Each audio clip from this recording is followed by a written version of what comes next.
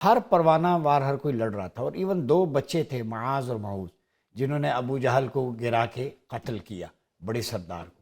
تو ایک پیشن، source of inspiration جیسے انہوں نے کہا کہ ایک تو ہے کہ آپ کا آخرت جنت، ایک ہے کہ فیئر صرف اللہ کا ہے اور کسی ذات کے آگے نہ جھکنا ہے نہ ڈرنا ہے. تو اس کانٹیکس میں افواج پاکستان کے یہ جو موٹو ہے، ایمان، تقوی، جہاد فی سبیل اللہ، یہ تینوں ڈیرائیو ہوتے ہیں بدر کے کانٹیکس میں، کیسے دیکھتے ہیں؟ جی بسم اللہ الرحمن الرحیم. ڈاکٹر صاحب thank you very much for the invite. اور میں I am feeling very lucky کہ آج ماشاء اللہ اتنے زبردست پینل میں مجھے موقع مل رہا ہے یہاں بیٹھنے کا. آف کورس ایک سولجر ہونے کے ناطے میرے خیال میں یہ بڑا سولجرنگ جو ہے یہ ڈاکٹر صاحب یہ کوئی عام ایک پیشہ نہیں ہے، یا جنگ جو ہے ایک پیشہ نہیں ہے.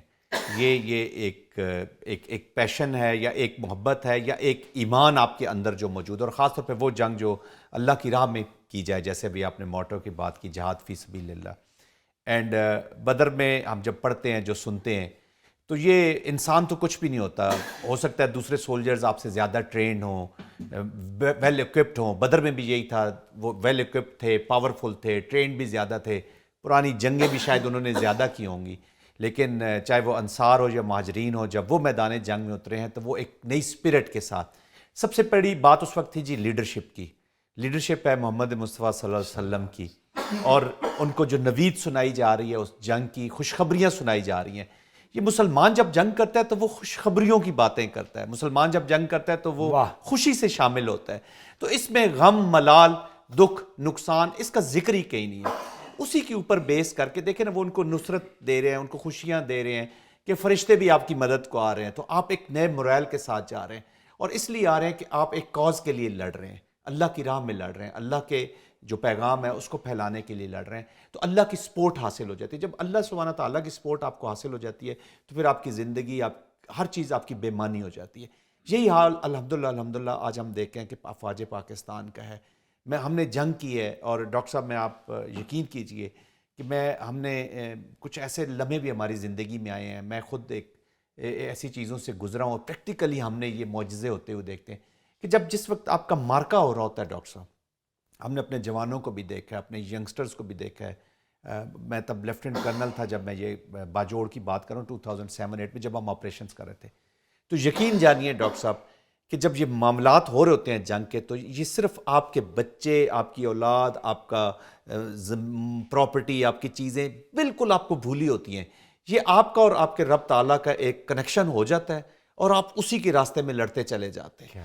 آپ بے پرواہ ہو جاتے ہیں موت سے. تو یہ جو موت ہے نا، جو اصل ریئل، اور آج کی جو جنگ ہے ڈاکٹر صاحب، اس کو کانٹیکسٹ کو پھر ہم آگے جا کے ڈسکس بھی کر سکتے ہیں کہ آج کی جنگ کو ایک جسٹ نقطہ دے دوں کہ یہ جنگ ہی، جب ہم فتنہ الخوارج کی بات کر رہے ہیں تو یہ مسلمانوں کو یہ دکھانا ہے، یہ پروو کرنا ہے، یہ ثابت کرنا ہے کہ ان لوگوں کا، کیونکہ انہوں نے شریعت کے طور پر ریلیجن کو سامنے رکھا. اسلام میں جو ہے ڈسٹرکشن نہیں ہے، کلنگ سے معاملات نہیں حل ہوتے. جو بھی بدر بھی ہے، ہمارے پارٹیسپینٹس ایگری کریں گے، یہ ڈیفینسو وار تھی، اقدامی جہاد نہیں تھا، مدافعانہ تھا، کرنا پڑا. ٹھیک ہے، پہلا کہ اسلام ریٹیلیٹ نہیں کرتا، نہ ایگریشن کی بات کرتا ہے. اسلام اس وقت اقدامی جہاد کرے گا کہ جب لوگوں کو اپنے گھروں سے نکالا گیا، جب کسی مسلمان ملک پر ظلم و ستم جیسے غزہ میں ہے، تو وہاں پہ اس کے قریب کے پڑوسی ملک پہ فقہا کہتے ہیں کہ جہاد اس کی حکومت پہ فرض ہو جاتا ہے. جیسے جو غزہ ہے اس کے ارد گرد کے نیبرنگ کنٹریز ہیں. میں یہ جاننا چاہتا ہوں کہ اسلام میں جب ڈیفنس ہے، اور پھر آپ دیکھیں ethics and protocols of war, یہ انفراسٹرکچر، یہ چیزیں تباہ، پورے بدر میں انفراسٹرکچر تباہ نہیں کیا گیا، پھلدار درخت، کھیت، ہر چیز اسی طرح موجود تھی، منع فرمایا. مجھے یہ بتائیں کہ جتنے لیسن ہیں یہ تو انسانیت کی پروموشن کے لیے ہیں. بدر کا میسیج ہے ظلم کا خاتمہ، ایگریشن کا خاتمہ، اسٹیبلشمنٹ آف پیس. تو جہاد تو قیام امن کے لیے ہے، تو فوج بھی تو قیام امن کے لیے جنگ کر رہی ہے. یہ فتنہ خوارج پہ تو آپ صلی اللہ علیہ وسلم کی واضح احادیث ہیں، شر الخلائق بھی ہے، کلابہم النار. تو ڈاگز آف دا ہیل، یہ کتے مار مہم جو افواج پاکستان کری ہے، سنت مصطفیٰ و مرتضیٰ کی پیروی میں ہے، جو نہروان میں آپ نے ایلیمنیٹ کیا. تو اس سینس میں آپ کیا کہتے ہیں کہ بدر کی اسٹریٹجی کی روشنی میں، کہ وہاں بھی امن کے قیام کے لیے نکلے تھے، فوج بھی امن کا قیام. تو یہ سنت مصطفیٰ کی مظہر ہے, یہ لوگوں کو سمجھائیں. جی دیکھیے ڈاکٹر صاحب تھینک یو ویری مچ یہ سوال کر کے نا آپ نے ایک بڑا اچھا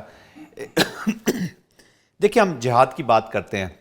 سب سے پہلے let me make a fundamental statement کہ جو پاکستان کی فوج ہے, میں اپنے ملک کی بات کرتا ہوں, وہ امن کی فوج ہے, وہ پیس کی فوج ہے. ہمارا جو ایون نیوکلیئر پروگرام ہے جو ہم نے اپنے قرآن کے حکم کے مطابق ہم نے اپنی تیاری کر کے رکھی ہوئی ہے, یہ بھی امن اور پیس کی فوج کے لیے, اس کی تیاری کے بیچ میں. انفارچونیٹلی میں جو اس وقت انوائرمنٹ چل رہی ہے, آپ نے دیکھا ہوگا کہ میں اس کو ذرا لنک کروں گا تھوڑا سا اسلام فوبیا کے ساتھ. اسلام کو ایک ایسا تھریٹ کے طور پر سمجھا جا رہا ہے. سونی طاقتیں بھی ہیں, بہت ساری اور طاقتیں بھی ہیں جو اسلام کو اپنے لیے تھریٹ سمجھتی ہیں. اب انہوں نے ہمیں بدر سے لے کر ابھی تک مسلمانوں کو لڑتے ہوئے دیکھا ہے, ان کا مقصد ان کا بالکل کلیئر ہے. انہوں نے بڑا کرٹیکلی اینالائز کیا ہے کہ ان کو کہاں سے شکست دی جا سکتی ہے. نہ تو ان کے جذبہ ایمانی کو توڑا جا سکتا ہے, نہ ان کی, جیسے اسامہ بھائی نے کہا کہ جی موت سے پیار کرنے والے یہ لوگ ہیں, تو ان کے جذبے کو نہیں توڑا جا سکتا, ان کو بیٹ نہیں کیا جا سکتا, تو ان کے اندر ہی نفاق پیدا کیا جائے. تو ایک شریڈ جو ہے ایک سامنے لا کر انہوں نے ایک یہ جو فتنہ الخوارج جیسے لوگ ہیں, یہ اس طرح کے ایک لوگ اسلام کے نام پر کریٹ کیے گئے, ہو گئے, یہ تاریخ بتائے گی. I have a reservations about this.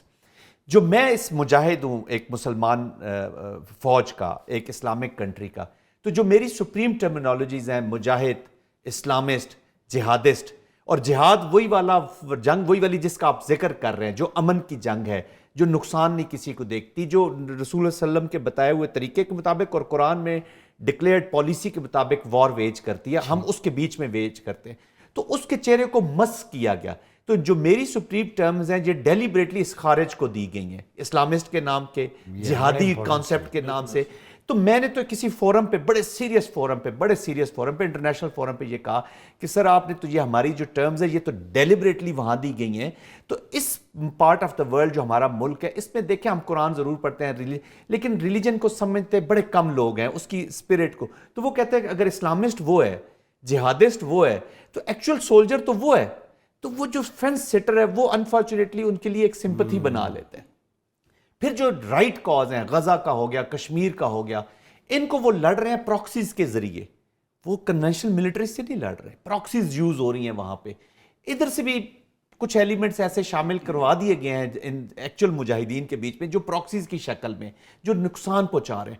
تو ڈیلیبریٹلی اس کو گرے میں لے گئے ہیں, تو اب اس طرح کی کنونشنل وار تو ہونی نہیں ہے. تو یہ ہائبرڈ کی اپلیکیشن آپ دیکھ رہے ہیں, 5th جنریشن وارفیئر دیکھ رہے ہیں. تو یہ مجھے تو ایک کنٹرولڈ فینامینا لگتا ہے انفارچونیٹلی, اسلام کو بدنام کرنے کے اور یہ اسپرٹ ختم کرنے کے لیے. تو اب اس کو بھی ہم نے لڑنا ہے, انگیج کرنے کے لیے لڑنا ہے. اس میں جو میں ایڈ کروں گا سر کے ساتھ, جو آئیڈیولوجیکل وارز جس طرح سے ویسٹ نے جتنا, سوری میں ڈیلیبریٹلی کہوں گا کہ جو ان طاقتوں نے جن کو پاکستان کھٹکتا ہے, یا دیکھیں پاکستان کے کھٹکنے کی بہت بڑی وجہ ہے, جنہوں نے کہا وَأَعِدُّوا لَهُم مَا اسْتَطَعْتُم مِّن قُوَّةٍ. اس ٹائم ہم اس قوت پہ کھڑے ہوئے ہیں کہ ایک بہت چھوٹی کنٹری ہوتے ہوئے بھی ایک بہت بڑا انفلوئنس رکھتی ہے پوری دنیا میں.